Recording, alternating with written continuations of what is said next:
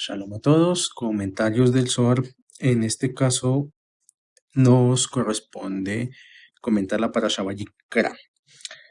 En el mundo, esta parasha se le conoce como Levítico, pero pues el nombre real es Vayikra y esto significa y llamó.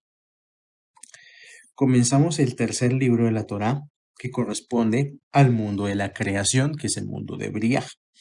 El mundo de Briah tiene que ver con la creación y con lo que fue creado. Particularmente, desde este libro hasta casi el final de la Torá, se va a hablar particularmente de sacrificios. O sea, pasamos ya al proceso de Bereshit, que habla de básicamente de formación y creación del universo. Luego pasamos a Shemot, que fue el proceso principalmente de la esclavitud y el análisis de la libertad y de la entrega de la Torá. Ahorita vamos a empezar a tocar temas ya particularmente de lo que son los dictámenes que le da Hashem a Moshe de aquí para adelante. O sea, que lo que más se va a encontrar las personas en este punto de estudio de Torah es leyes y sacrificios. A veces puede ser un poco pesado, pero aquí también hay un montón de secretos que descubrir. Como dije anteriormente, Vayikra significa y llamó. En los Sefer Torah, el Sefer Torah es un rollo de piel de cordero donde está escrita toda la Torah y es el que usan generalmente en todas las sinagogas. En esos libros, en esos rollos, lo único es en la única parte que usan una letra pequeña es cuando empieza esta parasha en Vayikra y es una alef pequeña. Esto lo cuento pues a nivel más que todo anecdótico para ilustrar que también a través de eso hay secretos y uno de los secretos de esa alef pequeña es uno de tantos, porque es que es mucho. O sea, uno podría hacer un audio solamente tocando el tema de por qué en el Sefer Torah escriben una alef pequeña, pero uno solo es la necesidad constante de empequeñecernos, o sea, de empequeñecer el ego, las aspiraciones personales, el cómo nos vemos a nosotros mismos, para que eso no, que el estudio de la Torah no sea un motivo para elevar el ego, y eso lo vamos a tratar ya a profundidad pues en este audio. Ya comentamos en parashat anteriores que el pueblo se liberó de la esclavitud de Egipto, del faraón. Y después de eso vino una serie de sucesos que conllevaron a la creación de unos artefactos, que son un Mishkan y las vestimentas del Cohen. O sea, ya tenemos esos artefactos. Ahora hay que ver qué se hace con esas herramientas.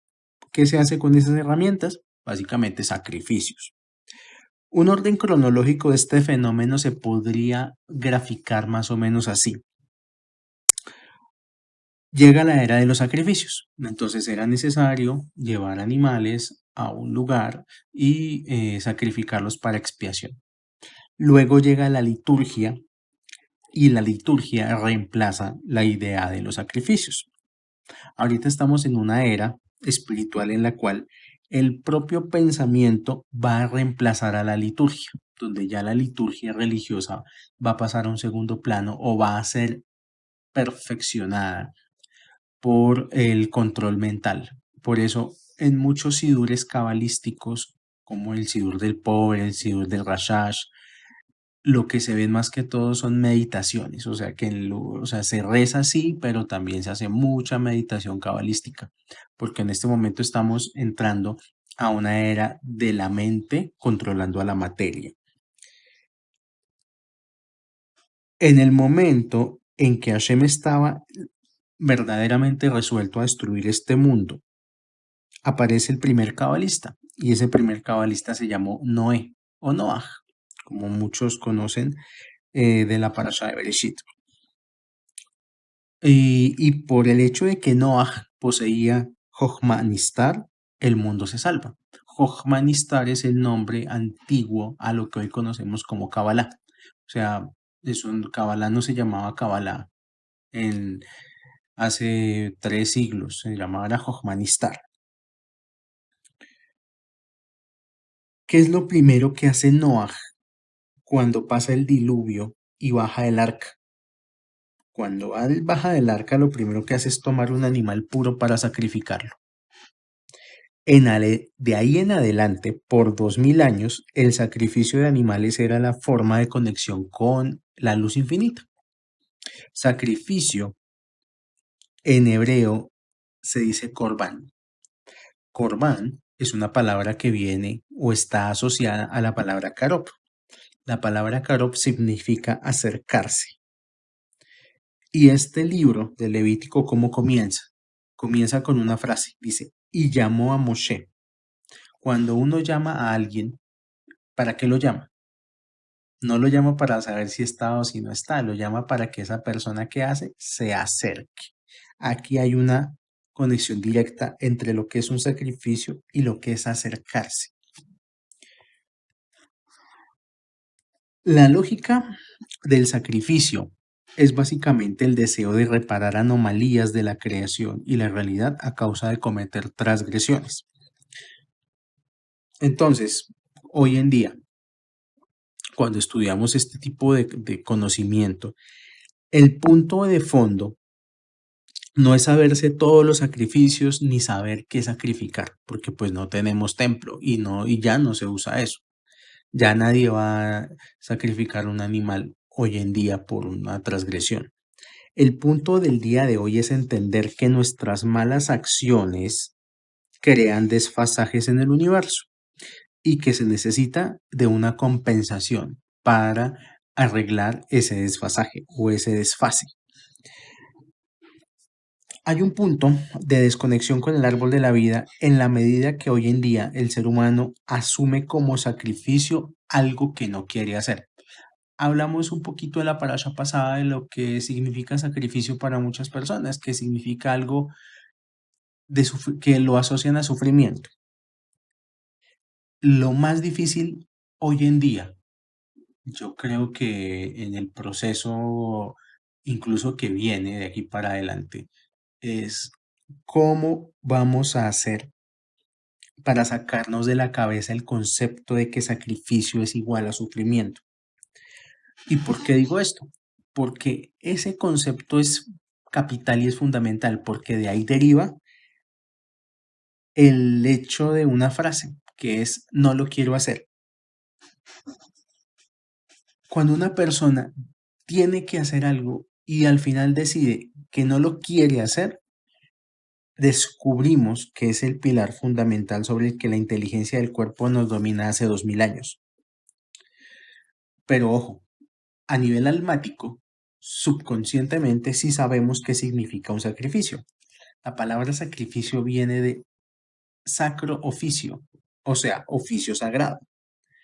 En ningún momento la palabra sacrificio estaba asociada a sufrir, sino a oficios sagrados.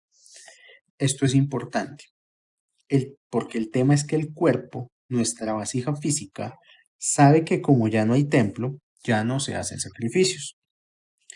De hecho, nuestro cuerpo odia lo sagrado y ama lo profano. O sea, el cuerpo, si le ponen a elegir entre pasar un domingo en la cama viendo películas y salir, por ejemplo, a repartir mercados para una comunidad de familias pobres en un día domingo, que el domingo generalmente es el día que todos asumimos como el día para descansar, para solo estar en casa, para que nadie nos moleste, pues el cuerpo va a elegir lo primero, el cuerpo va a elegir, ni siquiera va a querer cocinar, porque el domingo es el día donde la gente más pide domicilios, ni siquiera se quieren parar de la cama.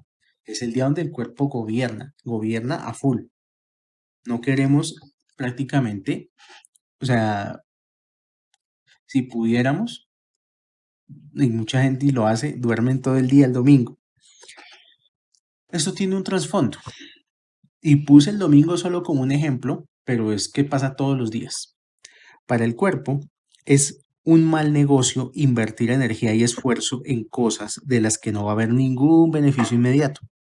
Por eso hay personas que sienten que hacen demasiado por los demás o personas que sienten que no merecen o no les reconocen el esfuerzo. Y esto es fundamental en el tema espiritual. Hay mucha gente que se acerca a la vida espiritual es únicamente esperando que por el hecho de que rezaron una hora, ya inmediatamente tienen que, el universo le tiene que dar todo, Dios le tiene que dar todo, lo que pida. Y muchas veces la gente se sale del camino espiritual o deserta. Son la mayoría de desertores del camino espiritual es por este punto, porque sienten que se han esforzado mucho en el camino espiritual y no tienen lo que supuestamente merecen, entre comillas, o creerían que deben tener. Al cuerpo no le gustan las cosas en las que se benefician otros. Siempre estamos actuando con agenda oculta y siempre estamos pensando en eso cómo me va a beneficiar a mí o cómo voy yo ahí. Siempre estamos sacando cálculos de que nuestras acciones tengan un retorno positivo hacia nosotros. Y solo a través de la conciencia, de oficio sagrado, las acciones en este mundo no consumen energía de vida. Es decir, hasta que la persona no ha hecho al menos una vez algo por alguien sin esperar nada, es decir, ni que le den las gracias, no se entera de que las acciones en este mundo no cuestan nada. O sea, esto es un hecho fáctico. Las personas pueden descubrir que las acciones en este mundo, desinteresadas 100%, no cansan. Uno se cansa cuando uno tiene agenda oculta, cuando uno está esperando que a través de lo que uno está haciendo haya una recompensa. Por eso la gente se cansa en su trabajo, porque del trabajo que están esperando, un sueldo, un salario, un ingreso.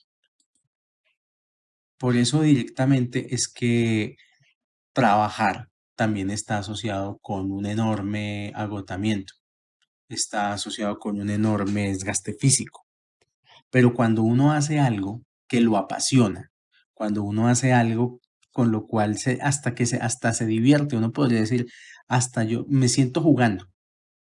Y hay gente que muchas veces dice, es que yo mi trabajo lo amo tanto que yo siento que me pagan es por ir a jugar. ¿Sí? Cuando uno tiene esa conciencia, el cuerpo no se cansa y uno está sumergido en su pasión de vida y por eso hace lo que tenga que hacer y, y simplemente el cuerpo no consume energía vital y eso lo tocaremos más adelante. La pregunta que uno tendría que hacerse hasta este punto es, ¿hacer algo por los demás te cansa? Tenemos que analizarnos si las acciones que yo hago me cansan, si hacer las cosas que hago me generan cansancio, porque si es así, por ahí hay agenda oculta y por ahí hay deseo de recibir para uno mismo.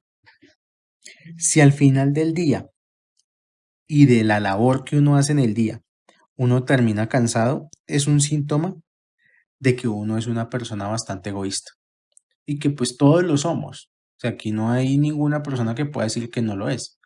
Y si lo hay, pues Baruch Hashem. Pero el trabajo más fuerte en este sentido es buscar no sentirnos cansados, físicamente hablando. Hacer algo de corazón no cansa porque no consume energía del cuerpo. El oficio sagrado no solo no agota energía vital, sino que revela mayores paquetes de energía. La persona que hace cosas desinteresadamente amplía su vasija inmediatamente para recibir más. O sea, se siente más vital y tiene más energía para actuar. Hay una parte de esta parasha donde empieza a relatar el humo de los sacrificios y dice que el humo de los sacrificios se llama Reach Nihoach la Hashem, un olor que complace a Hashem. Lo tocaremos más adelante. Vamos a comentar algo del Ari, no literal, pero es o sea, no estoy citando literalmente, pero vamos a ver de qué se trata esto. El hombre divino, Yud He Vav He, representa los 4 principales partsufim de Atzilut. Es decir, la letra Yud representa Abba, la primera letra G representa a Ima, la letra Vav representa a Seirampin y la letra G representa a Nukba. Esto corresponde al nombre del santo bendito sea. Y en él se crearon los 5 reinos. Entonces existe el reino silencioso, que es el reino mineral. Luego existe el reino vegetal. Luego está el reino animal. Luego está el reino humano, que se le conoce como el reino articulado. Y por último está el nivel del alma. Por cada uno de estos niveles inferiores hay elementos que necesitan ser elevados. La creación necesita ser elevada a un nivel de perfección. Todos estos elementos pueden y eran rectificados a través de los sacrificios. La lógica de hacer sacrificios no es una lógica de seres primitivos, de religiones primitivas. Entendían que la naturaleza, siendo parte de la creación, necesitaba también la misma elevación espiritual o la misma posibilidad de elevación espiritual que podía necesitar un ser humano. Estudiando el tema de los sacrificios, nos damos cuenta al final que todo esto recae hoy en día en 2 áreas de nuestra casa. O sea, lo que quiero decir es que lo que está escrito en la Torá no es que haya desaparecido, ni que estemos contando historias que pasaron por allá en una época muy lejana, de las épocas de las películas de Semana Santa. Esto del tema de los sacrificios y el altar de los sacrificios tiene 2 áreas en la vida en las cuales incide directamente la persona sin darse cuenta. Y es en nuestra casa, en la mesa donde comemos y en la cama donde dormimos. Hoy en día, nuestras mesas y nuestras camas deberían ser la forma de reemplazar el templo de Jerusalén. Todo lo que pase en nuestra mesa y en nuestra cama no solamente repercute en nuestras vidas sino que también en el mundo. Y pues uno se pone a pensar, generalmente las familias donde es que pelean, generalmente las familias donde es que se hacen mala cara, donde es que empiezan a echar las pullas, los vainazos, los reclamos, en la mesa y en la cama.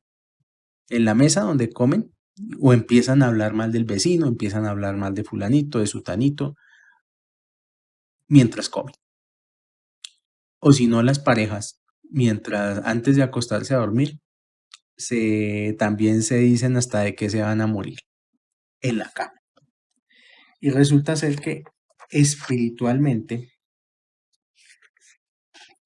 estos son los lugares de la casa donde recae la transmisión de energía espiritual para bien o para mal. Porque en un hogar donde en la mesa y en la cama solo hay discordia, transgresiones o peleas, esto repercute después en toda la ciudad. No es gratis todo lo que está pasando. O sea, lo que está pasando es apenas el efecto de un montón de causas que ya veníamos acumulando tal vez a través de décadas. Y peor aún, si a la gente se le ocurre pelear en el sitio donde guarda Shabbat. O si la persona tiene discordias, o si empieza a hacer mala cara, o si empieza a tener desarmonías donde guarda Shabbat. De hecho, hay ciertas comunidades que en su sinagoga o en el sitio donde se congregan no se habla de nada diferente a lo concerniente a Shabbat. O sea, y no porque no se pueda, sino porque están buscando que en el lugar donde se guarda Shabbat no haya nada disonante, no haya ninguna desarmonía. El lugar donde la gente hace Shabbat funciona como una estación de radio que transmite frecuencia y resonancia hacia el mundo. Pero hay radios que solo abarcan un barrio, o sea, hay emisoras de barrio. Hay emisoras que solamente se escuchan en determinada ciudad y hay emisoras que se transmiten vía satélite. ¿Esto de qué depende? De la energía que un sitio pueda emitir. O sea, en un sitio donde hay desarmonía, donde se caen mal unos con otros y se les ocurre llegar a Shabbat a mirar mal al vecino, al que llegó, uy, ya llegó aquel que me cae mal. Eso es una emisora de barrio. Entre más armonía haya y más conexión haya en el lugar donde se guarda Shabbat, se puede convertir en una emisora vía satélite y es importante mucho más ahora que el mundo está necesitando mucha energía espiritual. Sigamos con el tema de los sacrificios. Bueno, antes de terminar con este tema, es importante la mesa en el lugar donde se come. ¿Qué es importante? Primero, que haya siempre sal. Segundo, que en la mesa haya siempre pan, porque el pan es un alimento que proviene de la esfera de Binaj y es un canalizador de energía de sustento. Es un tema muy extenso, porque tendríamos que llegar a hablar del Birkat Hamazon, que es la bendición que se hace después de comer, pero también hay que bendecir antes de comer, porque el comer no es un acto únicamente para llenar el estómago. Comer en un sentido espiritual, ¿qué representa? Comer en el sentido espiritual representa que yo voy a triturar el alimento físico, pero para elevar las chispas de santidad que tienen esos alimentos. Por eso se bendice antes de comer.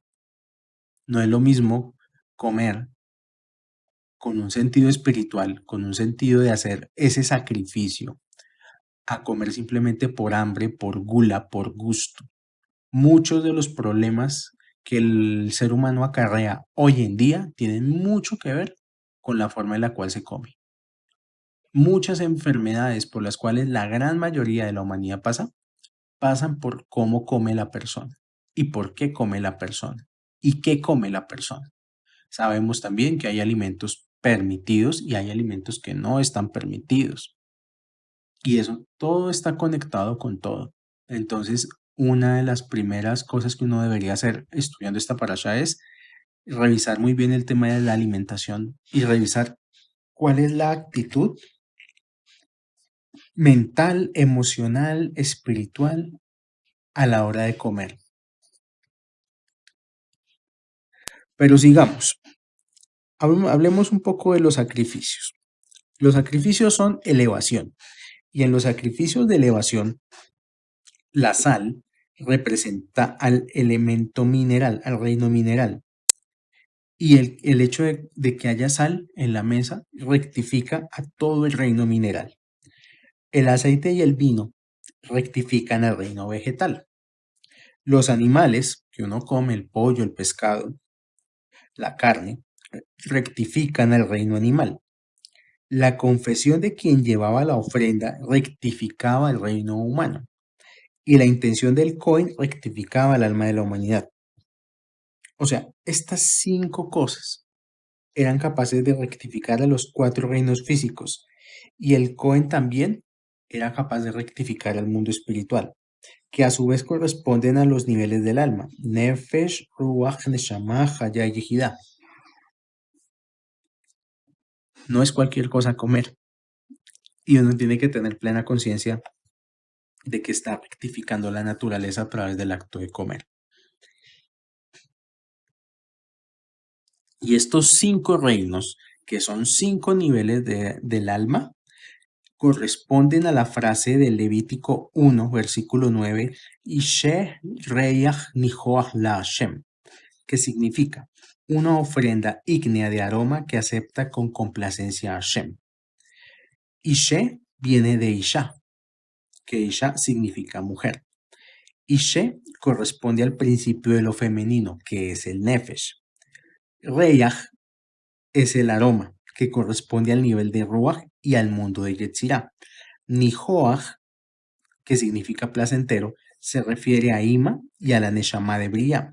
Y la Hashem, que significa para Hashem, corresponde al nivel interno de alma de Neshama, o sea, Atzilut, o sea, Abba. Con estos sacrificios, puede sonar un poco complejo, pero pues la idea es estudiar y para eso tenemos toda la vida y vamos poco a poco.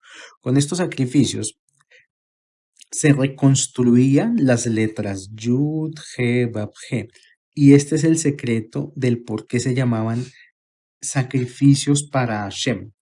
No era que hubiera un Dios pidiendo sacrificios, o sea, no es esa idea tipo Indiana Jones, que había un montón de gente ignorante sacrificándole cosas a un Dios. No, esto era los sacrificios del pueblo de Israel eran la operación para unificar el nombre Yud He Vav He. Es decir, crear un canal para precipitar luz al mundo, a la vez de que corregimos los mundos del caos. Y cuando la persona llevaba un sacrificio, sublimaba para sí mismo el nombre Yud He Vav He. Esto de sublimar el nombre Yud He Vav He y los sacrificios, en términos del día de hoy, sería como si a cada uno de nuestros celulares le actualizaran el software, le pusieran el último Android para poder funcionar mucho mejor. O a los computadores que tenemos en casa o al computador. Es como si la persona que tuviera Windows XP le pusieran Windows 7 o Windows 8. Si la persona tiene Windows 8, hizo su sacrificio y ahora quedó con Windows 10. Algo así es lo que quiere decir actualizar y sublimar el nombre Yud He Vav He, porque la idea era tener intelectos más potentes y saber descargar más información del plano espiritual. Además de todo lo anterior, el sacrificio daba justificación a la creación de los 4 reinos inferiores.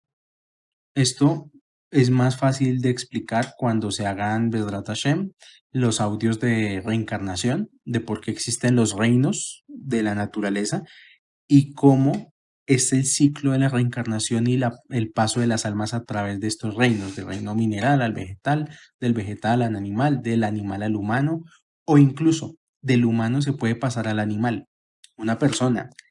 Esto no lo explican mucho en reencarnación a nivel, digamos, de sabiduría popular, pero no es que un ser humano siempre vaya a reencarnar en un ser humano. Eso, que seas ser humano en esta vida no significa que vayas a reencarnar en ser humano inmediatamente en la vida siguiente. Eso va a depender del mérito y de los niveles que tenga la persona en su alma. Si una persona se comportó en vida más como un animal que como un humano, lo más seguro es que reencarne como humano. Y por eso es que hay animales que son sorprendentemente como que hay personas que dicen a este perro le falta es hablar o en la forma de mirar. Por eso, porque hay almas humanas ahí. Pero bueno, vamos al Zohar. Versículo 389 al 393 del Zohar Baikra. En estos versículos se explica que la ofrenda más cara, o sea, el que más tenía que pagar al hacer la ofrenda, la ofrenda más cara la tenía que hacer la persona que hacía algo mal inadvertidamente, o sea, sin querer, o sea, eso cuando, ay, te pisé, pero fue sin querer. Eh, ese tipo de cosillas que uno hace, como dice el chavo, sin querer queriendo, eran lo más caro a la hora de pagar en cuanto a sacrificios. No es lo mismo hacer algo donde la víctima sabe, la víctima está advertida que le va a pasar algo, a dañar a alguien que está indefenso. El precio más caro por hacer algo mal es hacerlo sin querer. O sea, es como esa frase típica del que inocentemente peca, inocentemente se condena. Dice el Zohar, cuando un líder ha pecado y lo ha hecho de manera ignorante y ha incurrido en culpa, entonces Rabbi Yitzhak enseñó, ¿por qué está escrito sí? Como en si el sacerdote que ha sido ungido peca. O y si toda la congregación de Israel peca por ignorancia. O sea, aquí lo que está escrito es, pero aquí está escrito, cuando un gobernante ha pecado, en vez de decir si el gobernante pecare. O sea, está dejando implícito que el líder va a pecar. Eso es lo que nos está diciendo el Zohar. No está diciendo si es que acaso el líder ha pecado. No, está diciendo que va a pecar. ¿Por qué la Torá nos dice que el líder de seguro va a pecar? Entonces él responde, más allá de que los sacerdotes no son demasiado pecadores, puesto que el trabajo que hace el sacerdote lo obliga a cuidarse a sí mismo, puesto que todo el tiempo lleva la carga de Hashem sobre sus hombros, y al igual que toda la congregación del pecado del pueblo de Israel, y es imposible que toda la congregación peque al mismo tiempo. La palabra pecado en hebreo es averá. Averá no significa pecado. O sea, pecado es una palabra que se inventaron ahí los católicos. eh, para generar en las personas más un sentimiento de sumisión y de culpa. La palabra haberá significa separación o significa transferencia. O sea, pecar no es pecar, es simplemente cuando la persona se separa de la luz infinita o transfiere luz infinita a los mundos inferiores. Tenemos que tener en cuenta que todo lo que nosotros tenemos, desde lo más mundano, el mercado que tenemos en casa, las cosas que tenemos en casa, el trabajo que tenemos, todo proviene de la luz infinita. Y es luz infinita que está condensada en un mundo material. O sea, desde el esfero con el cual uno escribe, las gafas con las cuales uno mira, todo tiene chispas de luz. Cuando una persona comete transgresiones, es como si tomara chispas de luz y se las entregara a los mundos inferiores, y esto lo tocaré también más adelante. El corbán es el trabajo de acercar eso que separaste. O sea, si yo, por algún hecho, o una persona, por alguna circunstancia, cometió una avera, no es que tenga que sufrir en el infierno por siempre y fritarse en el quinto pailón del infierno, no. Lo único que tiene que hacer es rectificar y volver a generar unión donde generó división, volver a reconectar con la luz infinita. Eso es todo lo que hay que hacer y de eso se trata el trabajo. Por tanto, la Torah asegura, por tanto, la Torah asegura que el líder va a pecar porque la naturaleza humana es que el corazón se hinche de orgullo y de ego, puesto que otras personas lo siguen. Y si el líder permite que su ego le gane, no hay duda de que va a pecar. O sea, cualquier líder le puede pasar, porque el líder de una comunidad, el líder de un grupo, el líder de una sinagoga, el líder de una oficina, por el hecho de que tiene poder, el poder lo puede embriagar y puede hacer cosas incluso sin querer, hacer sufrir a alguien o hacerlo sentir mal. En Shemot, por ejemplo, vimos que los líderes de cada tribu pusieron piedras preciosas en la pechera. ¿Se acuerdan de las vestimentas del Cohen Gadol? Que el Cohen Gadol tenía una pechera y que en esa pechera habían incrustaciones de 12 piedras preciosas. Esas piedras preciosas no cualquier persona las donó. O sea, yo sé que en la parasha Terumá y subsecuentes se pide que todo el pueblo haga donaciones porque se necesita construir un Mishkan y se necesitan las vestimentas del Cohen. Pero particularmente en la pechera, no cualquier persona podía donar las piedras para la pechera del Cohen Gadol. Únicamente se le permitió hacer esto a los líderes de las tribus. O sea, el líder de cada tribu entregaba una gema para la pechera. ¿Por qué no lo hizo cualquier persona? La respuesta es, primero, porque el creador así lo quiso, porque las piedras del pectoral iban justo en el corazón del Cohen, para que el corazón de los líderes pudiera ser redimido. O sea, muchas veces los líderes de las tribus eran perdonados más por el mérito del Cohen que por el mérito de ellos mismos. El hecho de que los líderes reciban conocimiento los puede llenar de orgullo inadvertidamente. Hay dos tipos de orgullo que pueden manejar comunidades que trabajan con el tema espiritual. Está el orgullo intelectual y está el orgullo espiritual.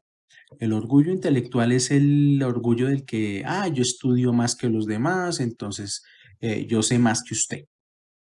Y a mí, si de pronto alguien más humilde, más sencillo, alguien que no tiene tanto tiempo para estudiar, estudia y comparte alguna perla de sabiduría, el orgullo intelectual lo hace pensar, no, pero él lo que compartió, yo sé más.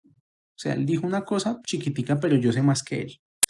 Y está el orgullo espiritual, que el orgullo espiritual es el orgullo típico de las iglesias. Yo soy mejor, yo soy el elegido, yo estoy bajo la gracia divina, ustedes no están bajo la gracia divina, etcétera, etcétera, etcétera. Todo eso conlleva muchas veces como riesgo los líderes. Muchas veces los líderes se pasan de la raya en el tema de controlar las comunidades, ya no les permiten que hagan tal cosa, tal otra, se vuelven, digamos que el tema de la censura muchas veces es muy fuerte. De acá la soberbia de las personas cuando reciben conocimiento y sienten que tienen razón por sobre todos los demás.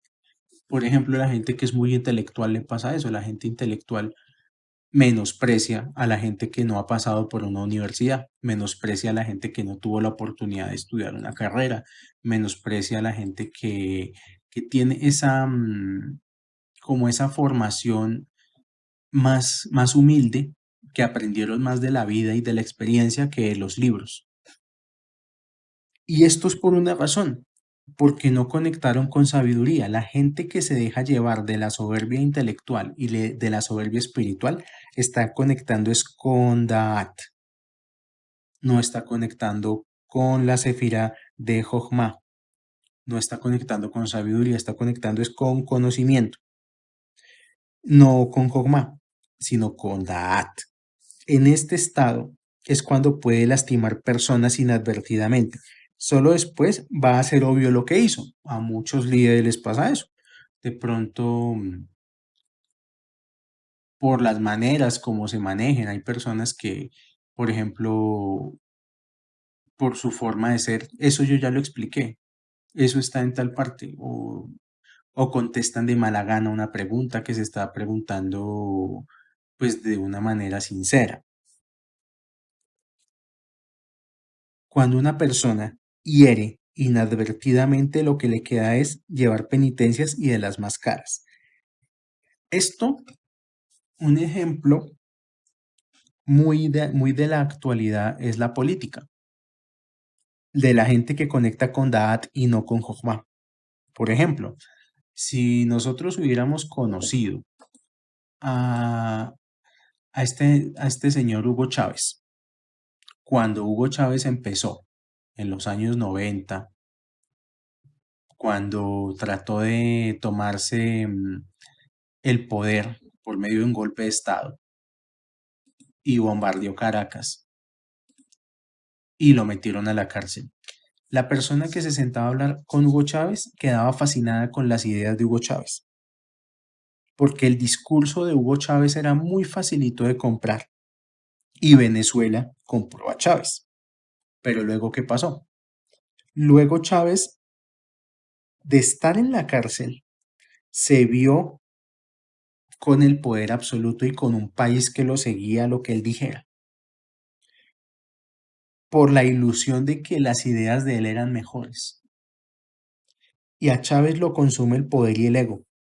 En algún momento, Chávez llegó a maldecir al pueblo de Israel.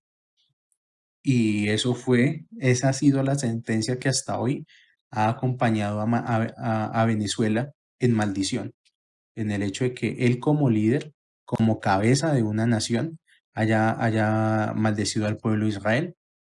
Pues hay que ver cómo está Venezuela hoy en día. Por ser su líder, condenó a todo su pueblo a la miseria. Hoy en día la mayoría eh, de aspirantes, ya quitando un poquito el tema de Venezuela, pues ya se entendió que lo que es un líder sin sabiduría, con conocimiento. Ahora, hoy en día, si lo trasladamos a cada uno de nuestros países, la mayoría de aspirantes a funcionario público usan la misma estrategia. Hablar bonito, conquistar, más que parece que conquistar quisieran enamorar. Y la gente no tiene la educación suficiente para discernir entre lo profano y lo sagrado. O sea, leavdil. Nosotros, el pueblo, la masa, se deja llevar por el discurso que le suene más bonito. Es decir, puede haber por ejemplo, un candidato a la presidencia que tuviera jojma, conocimiento, sabiduría, y ese candidato dijera, vea, a ustedes no les puedo prometer nada, la economía está destruida, lo único que les puedo prometer es que si me eligen, voy a usar los 4 años de mandato para arreglar la economía, pero no les puedo dar nada más. puede estar diciendo la verdad, pero nadie lo va a votar. Pero pongamos la otra propuesta. La justicia social les voy a dar a todos y los pobres y no sé qué, y si sé más, y pobrecitos, y yo los voy a salvar. Puede estar diciendo cosas que pueden ser ciertas y sinceras, pero si no tiene la capacidad de sustentar sus palabras con un presupuesto, con una realidad social y económica, pues no va a poder cumplir, pero igual la gente lo va a votar. Y eso es lo que nos pasa a nosotros, que no tenemos ese discernimiento para saber escuchar cuando una persona está hablando cosas sagradas y cuando está hablando puras cosas profanas, puro discurso facilista. En el mundo empresarial es mucho más fácil ver esto. Una empresa cuando triunfa, pues cuando representa el interés del público a través de sus productos. O sea, y eso también le pasa a mucha gente que tiene conocimiento, pero no tiene sabiduría. Hay muchas personas que dicen, no, es que yo tengo la idea genial y me tienen que comprar. La gente tiene que aceptar lo que yo estoy produciendo, la idea que yo tengo, el producto que yo tengo. Y así hay montones de productos que han fracasado porque son productos pensados más en quien los hace que en el consumidor final.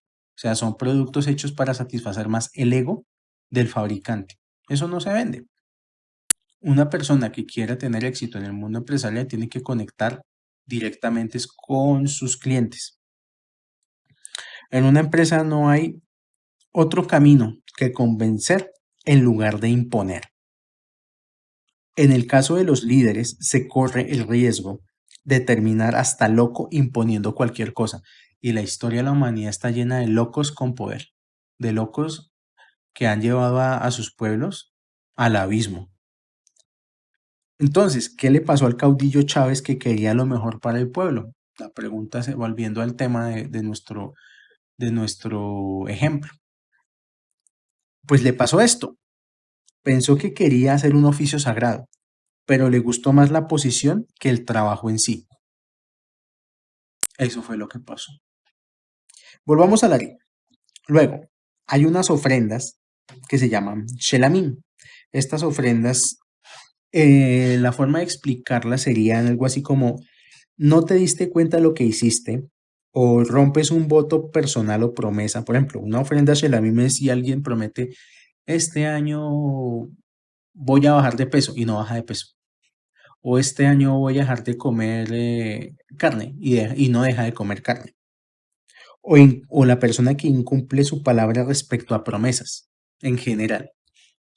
El Ari vio que cuando los sabios en la Mishnah debatían sobre las ofrendas relacionadas con las promesas y que no se cumplían sin querer, aquí dice que hay dos tipos de promesas que en realidad son cuatro. Primera, la persona que prometió no comer. Segunda, la persona que prometió comer. Tercera, la promesa de que no iba a comer. Y la cuarta, la promesa de que iba a comer. Estas cuatro promesas son el significado místico del por qué usar estos ejemplos. Es por el hecho, no es por el hecho de pecar a través de comer, o sea, no tiene nada que ver con comer, o sí, pero no de la forma que la gente lo pensaría. Lo que esta Mishnah está discutiendo es el deletreo del nombre Yud, He, Vav, He. Las cuatro promesas rotas representan cuatro niveles, que son Yud, He, que deletreado sería Yud, Vav, Dalet, He, Aleph, y luego está Vav, He, que deletreado sería Vav, Aleph, Vav, He, Aleph. Aquí están resumidas las cuatro promesas, entonces es abrir el nombre Yud-He, donde tenemos Yud-He, deletreado Yud-He, luego Vav-He y deletreado Vav-He. Las letras Yud-He, las primeras Yud-He de Yud-He Vav-He son un set de 7 letras, que en realidad Y luego dice que en realidad son cuatro, que son las letras Bab y G, que son el segundo set de 7 letras. La Mishnah se refiere a las promesas que son olvidadas.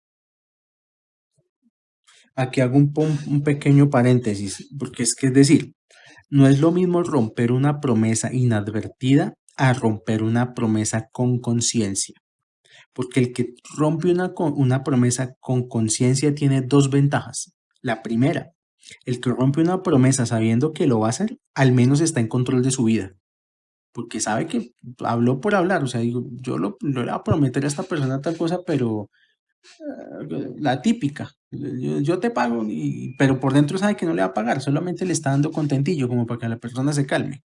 Una persona que rompe una promesa y a sabiendas de que la va a romper, demuestra por lo menos que está en control de su vida, porque hace lo que piensa.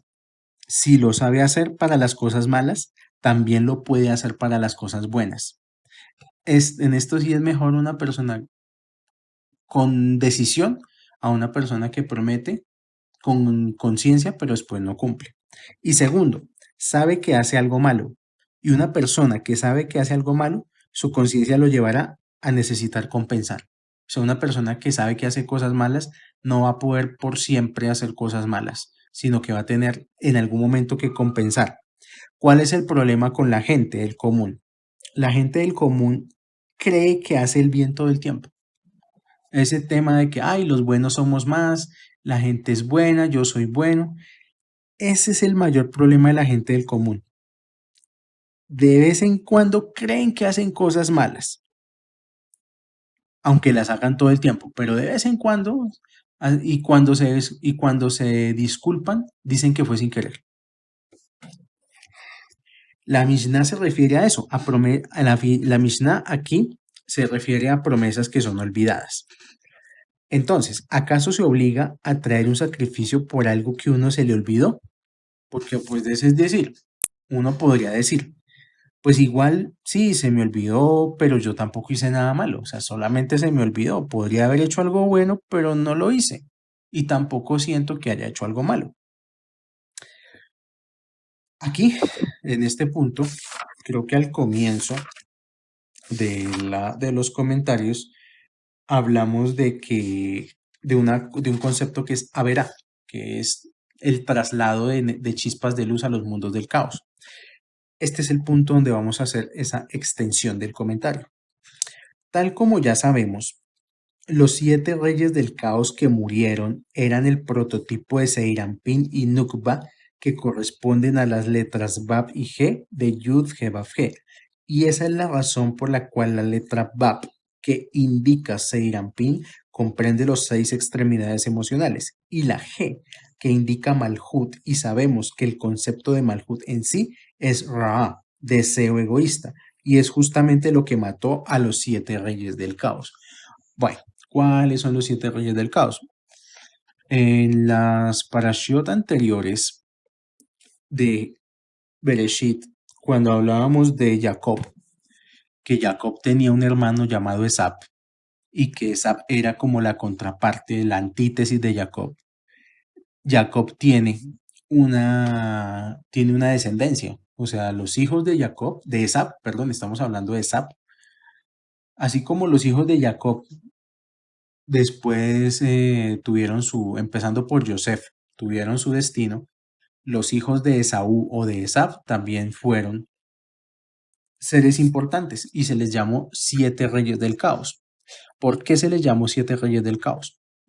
Porque fueron 7 reyes que trataron de construir 7 tipos de civilizaciones diferentes a lo largo de la historia, pero esas civilizaciones, por estar guiadas por el egoísmo, fueron destruidas y de esas civilizaciones hoy no queda nada.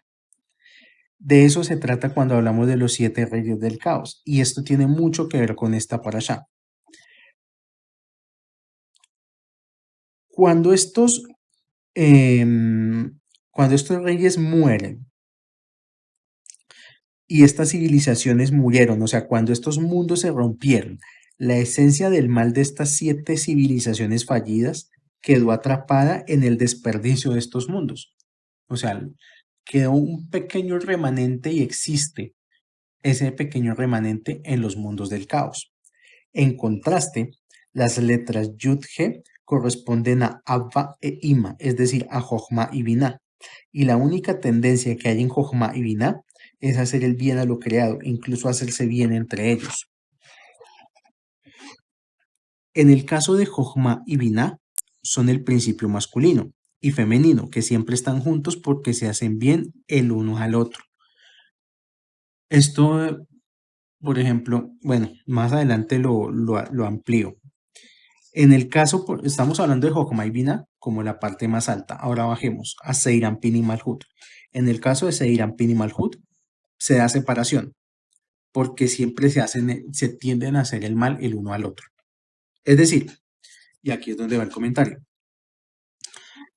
si una persona experimenta procesos de distanciamiento de su pareja, de su familia, no encuentra su alma gemela, no tiene muchos amigos, etcétera, etcétera, es porque su unión no está basada en hacerle bien al otro. La gente que busca solo hacerse bien a sí misma es siempre en detrimento de los demás. Y esto no necesariamente es consciente. Hay gente que está enseñada es a utilizar a las personas. Hay gente que está enseñada a que, uy, fulanito me sirve para tal cosa, este me sirve para tal otra. Hay niñas que dicen lamentablemente, tengo un novio que es el novio al que quiero. Tengo un novio que es el que me gasta la ropa. Tengo un novio que es el que me invita a salir, etcétera, etcétera, etcétera. Ese tipo de relaciones tóxicas son relaciones en las que siempre hay un detrimento hacia una persona. El solo hecho de buscar pareja para recibir es lo opuesto a Jochma y Binah. Y es que el ser humano está generalmente conectándose con los 7 reyes del caos. Una persona que está sola, por ejemplo, se tiene que cuestionar, ¿yo para qué quiero pareja? Porque la persona se siente sola, porque se siente vacía, porque está triste, entonces nunca le va a llegar pareja. Y si le llega es una pareja para experimentar tikkun, no para experimentar felicidad, porque está partiendo de la carencia y está partiendo del deseo de recibir, no del deseo de dar. El solo hecho de, sí, ya dijimos esto, por eso es que en el plano mental es muy fácil ser buenos y también es fácil ser buenos en el habla. Donde es difícil ser buenos es en el cuerpo, porque el cuerpo involucra acción y emoción. Seirampin y Malhut. ¿Cuántas personas estarían dispuestas, por ejemplo, en el caso de la pareja? Que si la pareja si esta persona que yo quiero para mí es feliz con otra persona, pues yo dejo que sea feliz con otra persona. Y soy sincero y la dejo ir. Le digo, no, mira, tu felicidad no es conmigo. Y yo sé que tú vas a ser feliz con fulanito o fulanita. Ve con él. Nadie es capaz de hacer eso, porque todo el mundo está conectado es con el deseo de recibir. Y mucho del tema del despecho, el sufrimiento es solo egoísmo y es pataleta. Y es lo mismo que pasa aquí. Cuando hay gente que dice, poniendo otro ejemplo, hay gente que todo el tiempo tiene ideas muy buenas, ideas geniales, pero si no hay emoción y acción, no hay nada. Hay un dicho que dice que el camino al infierno está pavimentado de buenas intenciones. Y lo que nos está, por eso en esta parasha se habla mucho de la fisicalidad de la espiritualidad, de que el sacrificio es algo físico, de que hay que llevar un animal físico, porque el animal lo que representa son acciones físicas, no intenciones. Porque yo puedo tener muy buenas intenciones, pero si mis acciones no están en consecuencia a mis intenciones, no tengo nada. Cuando hablamos de hacer el bien, siempre implica hacer el bien para otros. Hay un ejemplo, el caso de las personas que guardan Torah o o que empiezan con Kabbalah. No, bueno. Hay un tema típico que es la comida kosher, que la comida kosher es empezar a cuidar el régimen de la alimentación, de no comer cualquier cosa, de que ya no se mezcla leche con carne, de que no se come la sangre del animal, o sea, esas carnes que hacen en MasterChef que están todavía bañadas en sangre término medio, eso no se puede comer, que el cerdo ni tocarlo, etcétera, etcétera. Muchas veces las personas asumen este tipo de precepto no para beneficio de los demás, sino para el propio beneficio. Y porque la Torah lo dice, y está bien, pero podría ir a un nivel superior. Por ejemplo, si yo no como cerdo, porque sé que comer cerdo me va a enviar una energía a mi cuerpo que puede dañar a otra persona, pues yo no como cerdo. Esa podría ser una muy buena forma de incrementar el sacro oficio, el oficio sagrado, de que comer kosher me está cuidando mi nivel emocional y me está evitando que haya dentro de mí un animal que puede atacar a otros. Porque hay que ser sinceros, todo lo que una persona come, sobre todo los animales, va a ser parte de los músculos de la persona, va a ser parte del cuerpo de la persona. Entonces no es decir, el pizza con jamón, no, no importa, sí importa, pero no es solamente en el aspecto del cumplimiento de la Torah, sino en el aspecto de que estoy trayendo a mi cuerpo energía de un animal impuro que me va a hacer comer cosas impuras. O sea, no es por mí, es para no maltratar a alguien. Si yo tomo el deseo o el voto o de no ser reactivo, de no tratar mal a los demás, no es de no enojarme, por ejemplo, no es por mí, es porque a través de mi enojo yo puedo lastimar a mi pareja, puedo lastimar a mi esposa, puedo lastimar a los seres que yo más amo. Entonces yo no es que esté tomando el voto de no enojarme solamente por mí. ¿Qué hubiera pasado si, por ejemplo, ese razonamiento lo hubieran utilizado los cocineros de la plaza de Wuhan? Seguramente no habrían hecho sancocho de murciélago y el mundo no estaría vuelto el sancocho en el que está vuelto. Y es que eso pasa. Generalmente estamos en un camino espiritual es para no salir heridos nosotros, para ser salvados de. O sea, asumimos que nuestro camino espiritual nos va a salvar a nosotros. Y por eso cumplimos y rezamos y hacemos todo de rajatabla. Pero esa no es la conciencia. Yo estoy en un camino espiritual es para ser parte de la solución de los problemas de mi comunidad, no para que el camino espiritual me cubra a mí con un manto y a mí no me toque nada y yo esté protegido siempre. De eso se trata hacer el bien y de eso se trata estar alerta para no cometer daño inadvertido a otros.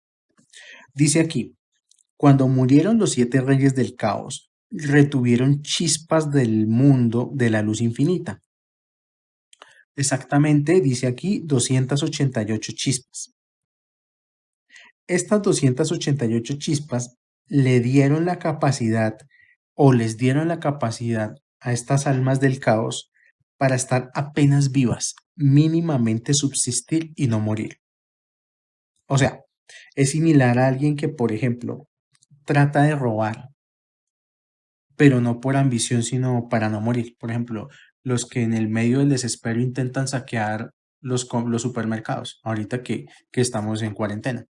Esas personas, guiadas por su miedo a no morir, van y roban es comida. Es algo así parecido a lo que hicieron los reyes del caos, los reyes de los 7 mundos del caos. Robaron un paquete de chispas de luz para apenas sobrevivir. La Torah dice, Hashem creó los cielos y la tierra y el mundo estaba anulado y en caos, pero el espíritu de Hashem se mecía sobre las aguas. Se mecía, la palabra se mecía, quiere decir merajefet. Merajefet tiene el mismo valor en gematría que la palabra 288 chispas. Dice Larry, este mínimo consumo de energía que consumen los mundos del caos no se le puede considerar sustento. Es solo el mínimo de energía suficiente para persistir. en espera de que algo o alguien transmute y eleve esas chispas en lugar de dejarlas morir. Esa es la esperanza de los reyes del caos de volver a la luz. Comer, volvemos al tema. Comer y estar satisfecho son dos cosas muy diferentes. Ahora, las letras Vav y G, que son el mundo de formación y el mundo de la acción, naturalmente tienden hacia el egoísmo, porque vienen de esos mundos que eran puro egoísmo al punto que se destruyeron. Y la idea era que no coman hasta que sean rectificados, porque si comen antes de ser rectificados, le proveen de alimento a los reyes que están atrapados en los residuos de los mundos del caos. Si alguien les da de comer, estos reyes ascienden de nuevo a Atzilut. El proceso de redención final, según el Ari y el Zohar, se dará cuando sean vaciados los pozos de todas las almas. Lo que quiere decir es cuando se recuperen las 288 chispas tomadas por los 7 reyes del caos.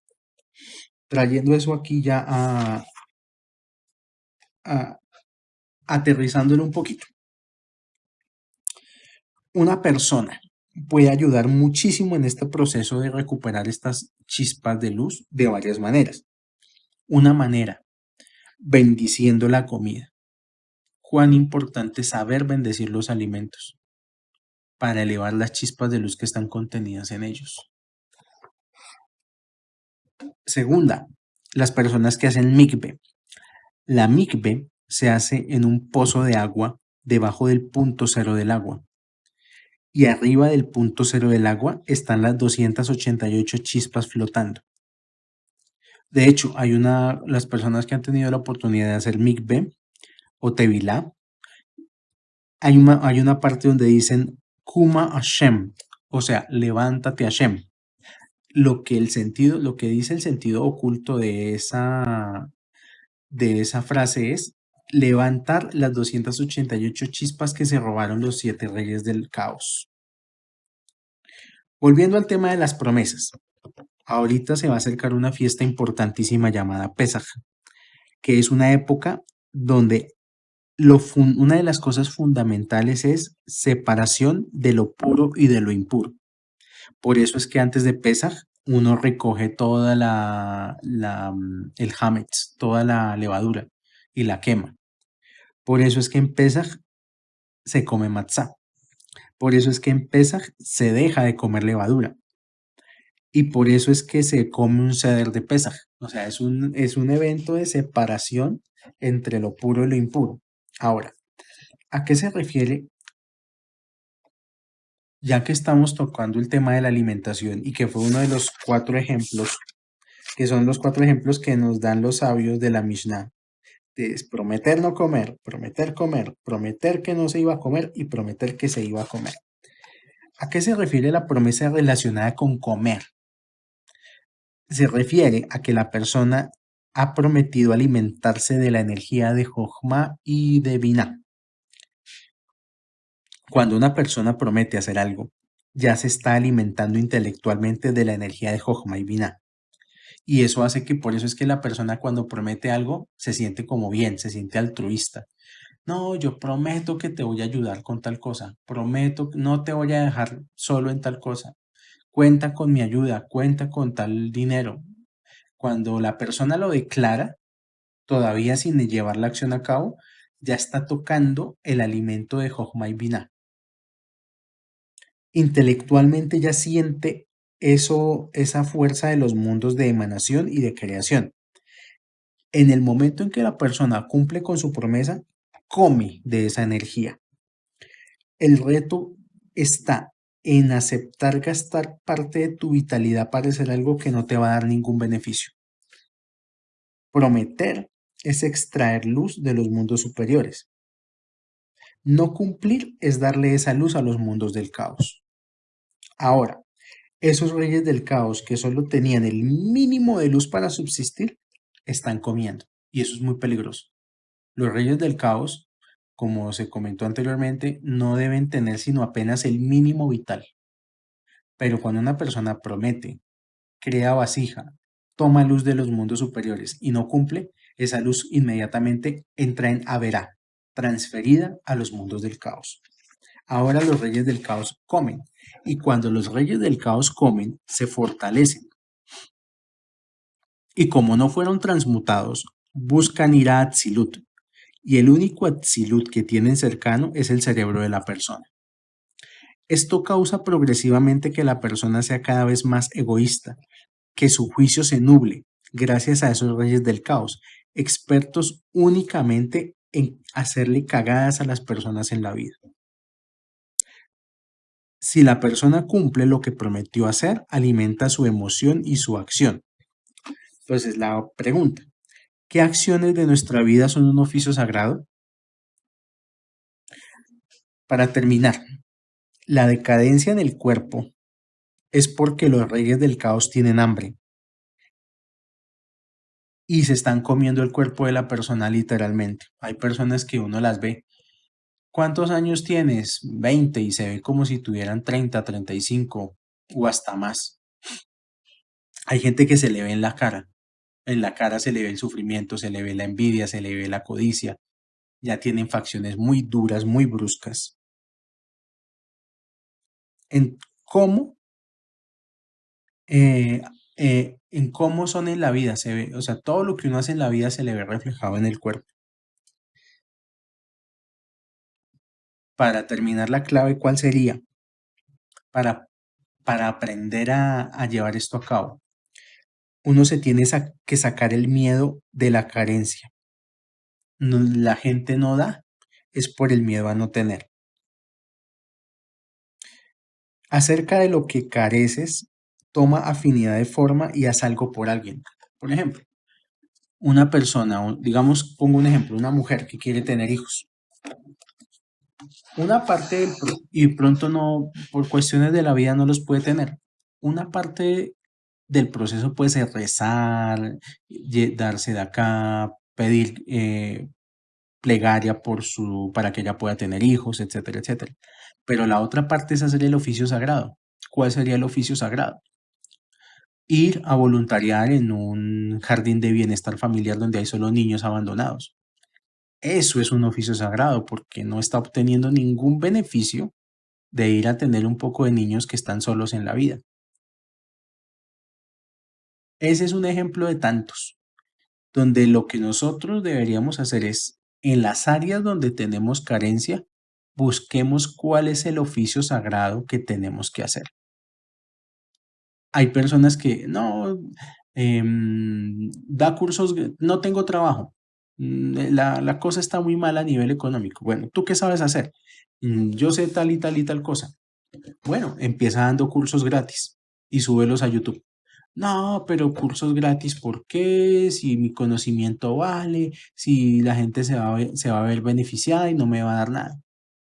Y muchas veces hay personas, los famosísimos influencers de las redes sociales, pueda que estén equivocados, pueda que estén conectados con cosas muy mundanas. Yo no soy quien para juzgar eso.